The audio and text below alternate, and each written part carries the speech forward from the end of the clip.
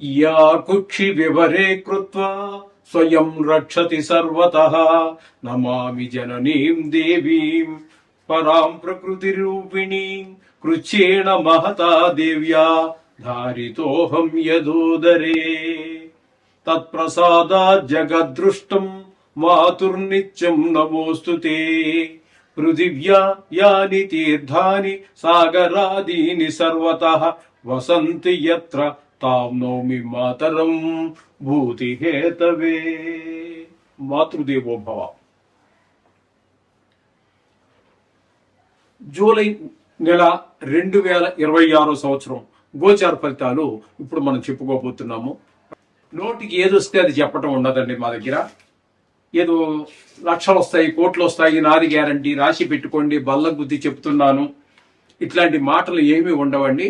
శాస్త్రం ఎంతవరకు చెప్పిందో అంతవరకే. మిమ్మల్ని సంతోషపెట్టడం కోసం ఏదో ఒక స్త్రీ మీ జీవితంలో ప్రవేశిస్తుంది, ఇట్లాంటివి ఏమి ఉండవండి. శాస్త్రం అంటే శాస్త్రమే. దానికోసమే మేము ఛానల్ ఓపెన్ చేసింది కూడా. కాబట్టి మీరు సశాస్త్రీయమైనటువంటి ఫలితాలు తెలుసుకోవాలనుకుంటే మా ఛానల్ని మీరు సబ్స్క్రైబ్ చేసుకోండి. ధనురాశి వారికి జూలై నెల 2026 సంవత్సరంలో గోచార ఫలితాలు ఏ విధంగా ఉంటాయో మనం సశాస్త్రీయంగా తెలుసుకునే ప్రయత్నం చేద్దాము. ఇక్కడ తృతీయ స్థానంలో రాహు గ్రహ సంచారం జరుగుతున్నది.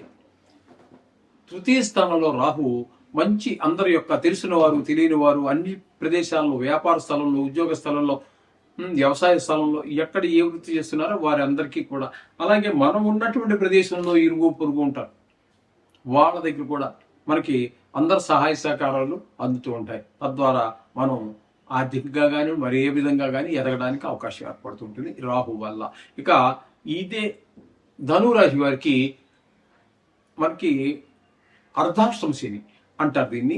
4వ స్థానంలో శనిగ్రహ సంచారము, ఇది కూడా చాలా బాధాకరం. కంటక శని అంటారు. ఈయన కూడా చాలా కొంచెం బాధించేటువంటి పరిస్థితి ఎక్కువ ఉంటుంది. దీన్ని సుఖస్థానం అంటాం కాబట్టి ఆ తల్లి విద్య విషయంలో, భూమి విషయాల్లో, గృహ విషయాల్లో, వాహనం విషయంలో, మన స్వభావ విషయంలో అన్ని అంత నెగిటివ్ గానే, ఎంత వ్యతిరేకంగానే ఫలితాలు వస్తూ ఉంటాయి. దీన్ని సుఖస్థానం అంటాము. చేత దీన్ని మనం భూమి ఇల్లు కూడా ఇల్లుకే వస్తాయి, వాహనాలు కొట్టి. ఇక్కడ ఈ రియల్ ఎస్టేట్ వ్యాపారికి, వాహన వ్యాపారం చేసే వారికి అనుకూలత లేదు. అది ఒకటి గమనించుకోండి. ఈ విధమైన పరిస్థితి అంతా శనిశ్వరుడి వల్ల కనుకుతున్నది. 6వ స్థానంలో కుజగ్రహ సంచారం. 6వ స్థానం అంటే మీకు ఏమవుతుంది? వృషభం అవుతుంది. ఆ వృషభంలో ఉన్నటువంటి కుజుని వల్ల కూడా చాలా శుభ ఫలితాలు కలుగుతూ ఉన్నాయి. ఆరోగ్యం బాగుంటుంది, రుణాలుంటే తీర్చేయగలుగుతాము. అట్లా కలహాలు ఎవరితో ఇప్పటి వరకు మీతో ఎవరితో కలహాలు ఉన్నాయో వారందరూ కూడా మిత్రులుగా మారే అవకాశం ఉంటుంది. మంచి పేరు ప్రఖ్యాతులు వచ్చేటువంటి అవకాశం ఉంటుంది. ఈ విధంగా ఫలితాలన్నీ కుజుడు చక్కటి ఫలితాలన్నీ ఇస్తూ ఉన్నాడు. ఇక్కడ రాహు మంచి ఫలితాలు ఇస్తూ ఉన్నాడు, కుజుడు మంచి ఫలితాలు ఇస్తూ ఉన్నాడు. శని మాత్రం కొంచెం ఇబ్బంది పెడుతున్నాడు. ఇక 7వ స్థానంలో రవి ఒక 16వ తారీఖు వరకు 7వ స్థానంలో అంటే మిథునంలో, అలాగే తదుపరి 8వ స్థానంలో రవి. ఇక్కడ మీకు రవి 7వ స్థానంలో ఉన్నప్పుడు భార్యాభర్తల మధ్యన, జాయింట్ వ్యాపారం చేసేవారి మధ్య ఇబ్బంది ఉంటుంది. ఇక 8వ స్థానంలోకి వచ్చాక మనకి బాగా ఆప్తులైన వారికి ఎవరికో పెద్ద కష్టం వచ్చింది, తక్కువ వచ్చిందనే వార్తలు వినాల్సి వస్తుంది. హఠాత్తుగా ధననష్టం జరిగడం, పరాభవాలు, అవమానాలు ఉంటాయి. ఇదే ఫలితాన్ని బుధుడు కూడా ఇవ్వబోతున్నారు. ఆ బుధుడు 7వ స్థానంలో ఉన్నప్పుడు అక్కడ మనకి భార్యాభర్తల మధ్యన అనుకూలత ఏర్పడుతుంది. జాయింట్ వ్యాపారస్తుల మధ్యన కూడా అనుకూల ఫలితాలు ఉంటాయి.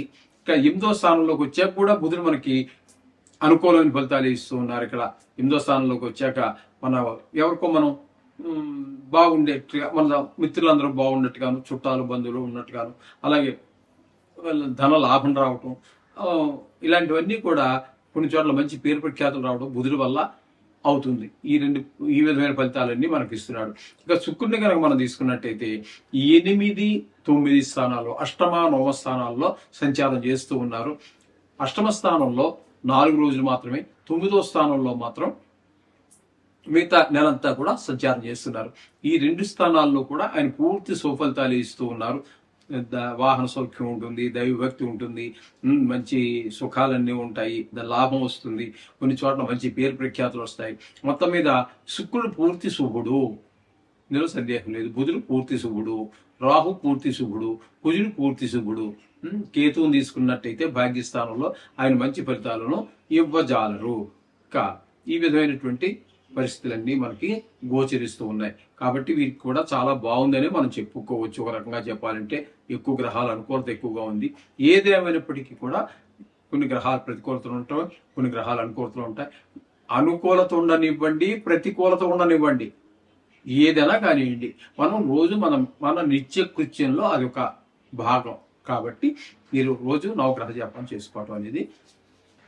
దశమ స్థానంలో, ఏకాదశి స్థానంలో రాహుగ్రహ సంచారం జరుగుతోందండి.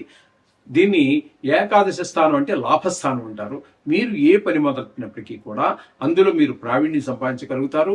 మీకు ధనం, మీరు ఎక్కువ కష్టపడకపోయినప్పటికీ కూడా మీకు ధనం బాగా, అంటే తక్కువ కష్టంతో ఎక్కువ లాభాన్ని పొందగలుగుతారు.